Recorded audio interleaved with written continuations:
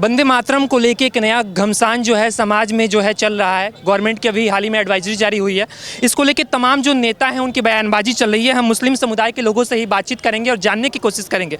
Sir, क्या लगता है, अभी गवर्नमेंट की एक नई एडवाइजरी जारी हुई है जिसमें वंदे मातरम जो है किसी भी कार्यक्रम में, सरकारी कार्यक्रम में जो है इसका गाना जो है आवश्यक कर दिया गया है। तो क्या लगता है मुस्लिम समुदाय के लोग क्यों जो है इससे आपत्ति जता रहे हैं कि वंदे मातरम हम नहीं बोलेंगे? देखिए, मुस्लिम समाज के जो प्रकांड विद्वान लोग हैं उनका कहना है कि नहीं बोलना चाहिए, तो इसलिए हम नहीं बोल सकते। क्यों नहीं बोलना चाहिए? क्या जो भी विद्वान लोग हैं मुस्लिम समुदाय के लोग, चाहे वो सैयद जमुई जी हो या फिर इमरान प्रतापगढ़ी जी हो, क्यों नहीं बोलना चाहिए? वही हम उस वजह को जानने की कोशिश कर रहे हैं, क्यों नहीं बोलना चाहिए? इतनी नॉलेज तुम्हारे पास नहीं है इसके बारे में।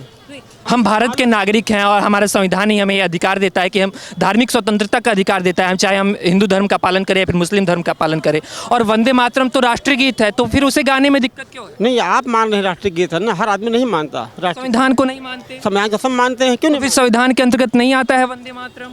हम इसके बारे में नहीं जानते, लेकिन वंदे मातरम हम नहीं बोल सकते।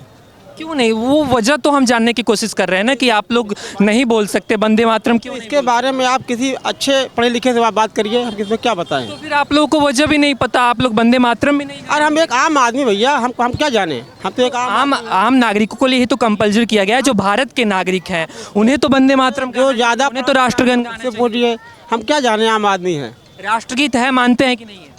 हम ये नहीं पता राष्ट्रगीत है कि नहीं है। वंदे मातरम राष्ट्रगीत है, ये नहीं? तो जनगण मन अधिनायक है, ये हमने वो राष्ट्रगान है साहब, वो राष्ट्रगान है। जनगण मन राष्ट्रगान बना दिया गया है, बन गया है। जनगण मन राष्ट्रगान है, राष्ट्रीय गीत वंदे मातरम है जिसे बंकिम चंद्र चटर्जी। गान के मतलब गाना होता है, चाहे गाओ कुछ भी करो, बात तो वही पड़ी ना। तो मतलब गाना क्यों नहीं चाहिए? आपको क्या लगता है वंदे मातरम में ऐसी क्या दिक्कतें हैं जो नहीं गा सकते? मुझको नहीं पता है, अब आप और कोई पूछ लीजिए। तो ये कुछ जो है हमें उत्तर जो है सामने निकल कर आ रहे हैं। लोगों को ये नहीं पता है कि वंदे मातरम गाने में दिक्कत क्या है, लेकिन एक बात जरूर बोलेंगे कि हाँ, हमारे नेता कह रहे हैं कि हम वंदे मातरम नहीं बोल सकते हैं, तो इसलिए ये लोग भी नहीं बोलेंगे, भले वजह नहीं पता हो। क्या लगता है इस तरह के जो विवाद चल रहे हैं चारों तरफ वंदे मातरम को लेकर, काफ़ी कंट्रोवर्सी? जी, उसमें तो गाना चाहिए वंदे मातरम। जैसे हम भारत के निवासी हैं तो उसमें ये थोड़ी ना वंदे भारत में हम कुछ भी बोल दें। लेकिन हमारे ही बीच के कुछ नेता आ रहे हैं, चाहे वो सैयद जमुई जी हो या फिर इमरान प्रतापगढ़ी जी हो, कह रहे हैं कि हम वंदे मातरम जो है उसका हम पूजा नहीं कर, माँ को पूजते नहीं हैं। वो तो देखो उनके दिमाग का सोच है, मतलब दिमाग का बहुत फ़र्क है। जैसे भारत में रहते हैं तो भारतवासी हैं, तो वंदे भारत में क्या दिक्कत है? वंदे भारत बोलो, उसमें कोई दिक्कत नहीं है। जैसे राजनेता हैं तो उनको क्या जाता है, आम जनता में फ़र्क पड़ता है इस चीज़ में। लेकिन ऐसी मानसिकता, ऐसी सोच जो कहते हैं कि हम भारत में रहते हैं, भारत का खाना खाएंगे, लेकिन भारत में रहते हुए वंदे मातरम नहीं। देखो, वो तो भारत का खाना खाएगा तो वो तो भारत के लिए ही बोलेगा जय। तो उनको बोलो ना, आप अपने मुल्क में जाके बसो, वहाँ पे क्या दिक्कत है? बस इतना बस बहुत है। हमारे ही बीच के जब कुछ लोग सामने निकल कर आते हैं, कहते हैं वंदे मातरम नहीं बोलेंगे, तो कैसे देखें? नहीं, वंदे मातरम देश का राष्ट्रगीत है, उसको गाने में कहीं कोई आपत्ति नहीं है। बल्कि जो इस समय के बिहार के गवर्नर हैं, अभी केरला के थे, श्री आरिफ मोहम्मद खान जी ने उसका पूरा अनुवाद लिखा है। और गॉड कोई ऐसी मामूली चीज़ नहीं है कि शब्दों में उसका कोई अवहेलना हो जाए। खुदा या अल्लाह ताला या ईश्वर भगवान जो भी है, वो कोई छुई मुई मुरब्बा नहीं कि जो उसको कुछ कहे। आपका मकसद क्या होता है? क्योंकि कुरान शरीफ में भी ये कहा गया है कि इन्नमल आमालु बिन्नियात, महत्व कार्य का नहीं है अपितु उसकी उस उत्प्रेरणा का है। मैटर जो है वर्क नहीं है, इंटेंशन क्या है। तो हमारा इंटेंशन ये है कि हम 140 करोड़ का एक परिवार है जिसमें मिलके एक सॉन्ग लिखा गया है, उसमें कोई मसला नहीं है। AIMIM के जो नेता हैं सैयद जमुई जी, वो कह रहे हैं कि मुसलमानों के गर्दन पे छुरी रख दिया जाएगा फिर भी वंदे मातरम नहीं। वो इंडिविजुअल पर कोई, हमारे ही घरों खानदान में कोई एक आध ऐसा निकल पड़ता है, बहुत ही अपने को ये मान के चलता होगा कि हम इससे ज़्यादा निकटता हासिल कर लेंगे, ऐसा कहीं कुछ नहीं है। चाचा, अभी गवर्नमेंट की हाल ही में एक एडवाइजरी जारी हुई है वंदे मातरम को लेके, उसको लेके काफ़ी कंट्रोवर्सी छिड़ी हुई है, तो क्या सोचते हैं आप इसको लेकर? कहाँ कंट्रोवर्सी छिड़ी है? समाज का एक पक्ष जो है वंदे मातरम खुले तौर पे उसका गान कर रहा है, वही कुछ लोग ऐसे भी सामने निकल कर आ रहे हैं जो कह रहे हैं कि मुसलमानों के गर्दन पे छुरी रख दी जाएगी फिर भी हम वंदे मातरम नहीं बोलेंगे। आप क्या सोचते हैं? हम वही लोगों से जानने की कोशिश कर रहे हैं। वंदे मातरम जिसको गाना है वो गाए उसको, और गाया जा रहा है। आज तो है नहीं, 150 साल से वो गाया जा रहा है। तो उसको मुसलमानों को तो उससे कोई लेना देना है नहीं। AIMIM के नेता जो हैं सैफत जमई जी हैं, उनका ये बयान है। लोग हैं पॉलिटिकल, लोगों के अपने पॉलिटिकल एजेंडे होते हैं, उससे उनको कोई मतलब नहीं है। मुसलमानों का बिल्कुल क्लियर मामला है कि वो खुदा के अलावा किसी की इबादत नहीं करता।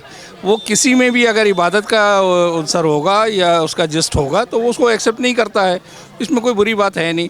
हिंदू धर्म का जैसे अगर इस्लाम की तमाम बातों को नहीं मानता है तो इसमें कोई बुरी बात तो है यहाँ नहीं। पे धार्मिक वाला एंगल नहीं है। मैं हिंदू हूँ, ये हमारी धार्मिक स्वतंत्रता है जो हमारा संविधान देता है कि हम अपने धर्म का पालन करें।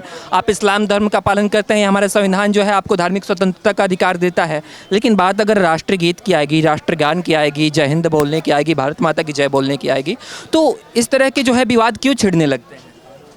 देखिए, जब से देश आज़ाद हुआ है उससे पहले से जो है वो हमारे पास जो है वो जनगण मन जो है वो ऑलरेडी है। और राष्ट्रीय गीत का जहाँ तक सवाल है वो भी 150 साल का हो गया है। उस पर कोई भी किसी को विवाद नहीं है।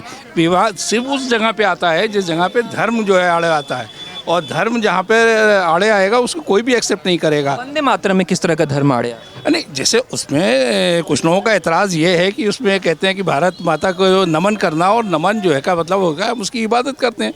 तो मुसलमान नहीं करता उसकी इबादत, तो इसमें कोई बुरी बात तो है नहीं। हम वो भी जो है जानने के, आप ही लोगों से जानने की कोशिश कर रहे हैं कि हम भारत देश में रहते हैं, भारत माता की इबादत क्यों नहीं करते? देखिए, मुसलमान इसको मादरे वतन कहता है, इसको माँ तुझे सलाम कहता है, नमन नहीं करता। वो नमन सिर्फ खुदा को करता है, ये उसकी अपनी आस्था है। और अगर वो उस पर एतराज़ कर रहा है तो ऐसी कोई बुरी बात नहीं है। वो सिर्फ खुदा के आगे, दूसरे के आगे सर नहीं झुकाता।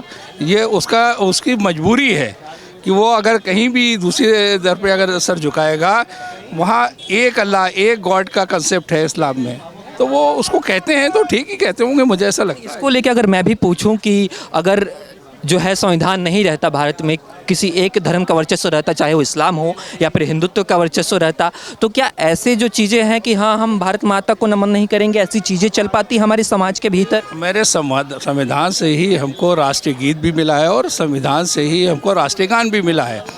लेकिन संविधान से ही हमको ये अधिकार भी मिला है कि हम अपनी, यानी जो भी लोग जीना चाहें, जिस पद्धति के साथ वो जीना चाहें, उनको पूरी आज़ादी है। ये संविधान ने ही दिया है। तो अगर कोई कह रहा है कि ये हम मानेंगे और कोई कह रहा है नहीं मानेंगे, तो ये दोनों अधिकार जो हैं वो संविधान से ही हैं। हम ये कह रहे हैं संविधान हमें ये धार्मिक स्वतंत्रता देता है और व्यक्ति की आज़ादी देता है कि हम इस्लाम धर्म का पालन करें, हम हिंदू धर्म का पालन करें। लेकिन राष्ट्रगान जो है, जब देश के सम्मान की बात आएगी, राष्ट्रगान के समय खड़े होने की बात आएगी, वंदे मातरम के समय खड़े होने की बात आएगी, वंदे मातरम जो है राष्ट्रगीत गाने की बात आएगी, राष्ट्रगान गाने की बात आएगी, तो उसमें दिक्कत क्यों आ रही है?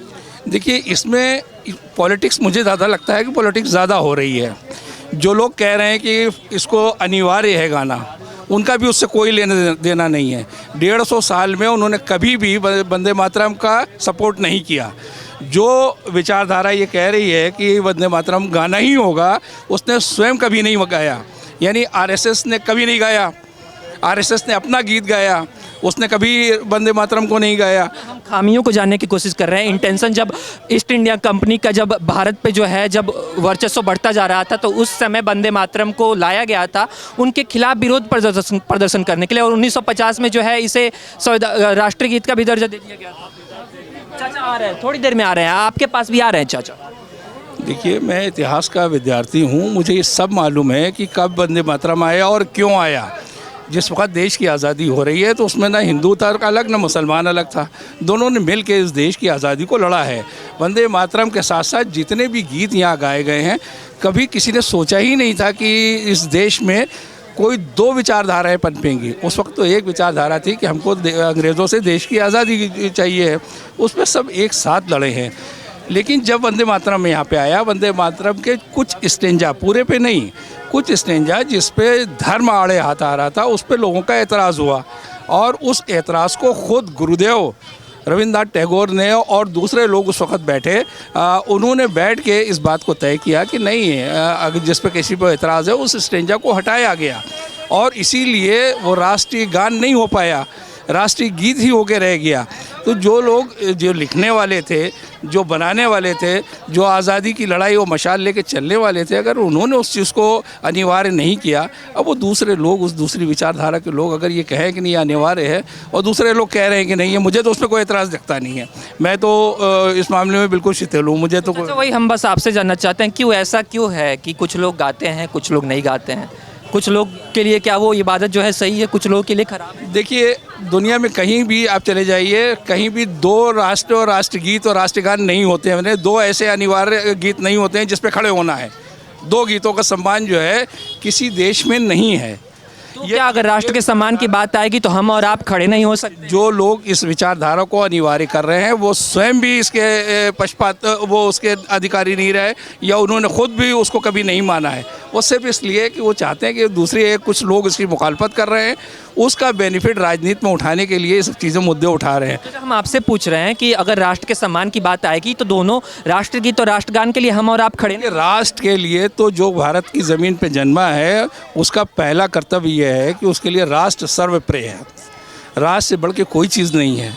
और चाहे हिंदू और चाहे मुसलमान हो, उसने कभी भी राष्ट्र से कोई समझौता किया नहीं है और समझौता करना भी नहीं चाहिए। जो करेगा तो देशद्रोही है, राष्ट्रद्रोही है वो। तो ऐसा कहीं भी नहीं है कि अगर राष्ट्रगान पे नहीं खड़ा हो गया या राष्ट्रगान नहीं गाया तो देशद्रोही हो जाएगा, ऐसा थोड़ी है। ये तो श्रद्धा और अपने मन से चीज़ों का है। और मुसलमान तो इस देश के लिए मरा है, खपा है। वो लोग जो उसके विरोधी थे वो चले गए इस देश से, बहुत पुरानी बातें हो गई। इस देश में जो लोग जी रहे हैं वो इस देश को अपनी ज़मीन मानते हैं, इस ज़मीन पे अपना सजदा करते हैं, इस ज़मीन में दफन होते हैं, तो इस ज़मीन के ख़िलाफ़ कैसे जा सकते हैं? आखिरी सवाल चाचा, हम किसी इंडिविजुअल के बारे में बात नहीं कर रहे हैं, हम उस मेंटेलिटी, उस सोच के बारे में बात कर रहे हैं जो समाज में कहीं ना कहीं अराजकता फैलाने वाली स्थिति पैदा करते हैं। जो लोग ऐसे तमाम स्टेटमेंट देते हैं कि मुझे मेरा पैसा दे दो तब मैं पाकिस्तान चला जाऊंगा, या फिर इस तरह की बात कहते हैं कि हमारे गले पे छुरी रख दो फिर भी हम वंदे मातरम नहीं गाएंगे। ये सारी हम उस सोच के बारे में बात कर रहे हैं। ये तो बहुत बकवास सोच है। ना कोई पैसा दे दे, पूरी जान निकाल के रख दे, तब भी कोई जाने वाला नहीं है। सब जो हिंदुस्तान में मुसलमान है वो उस विचारधारा को ठुकरा के यहाँ है। उसके पास अपॉर्चुनिटी थी लेकिन उस अपॉर्चुनिटी को छोड़ के वो यहाँ है। मैं जिस परिवार से आता हूँ, मैं स्वतंत्रता संग्राम सेनानी मेरे बाबा थे, मेरे फादर जो है वो आर्मी में थे। तो हम लोगों ने ठुकराया है उस विचारधारा को। इस देश की धरती को अपनी धरती माना है, हमारे लिए यही सबसे बड़ी है। इस पर कोई समझौता है ही नहीं, कर ही नहीं सकते आप पैसा और वो चीज़। और मैं तो अक्सर बहुत शुक्र अदा करता हूँ कि हमारे बुज़ुर्गों ने वहाँ उस पाकिस्तान को ठुकराया, तो शायद मेरे लिए बहुत ही अच्छा है। मैं एक ऐसे देश में हूँ जिसे कहा गया है कि ये स्वर्ग अगर कहीं ज़मीन पे है तो यही है, यही है, यही है।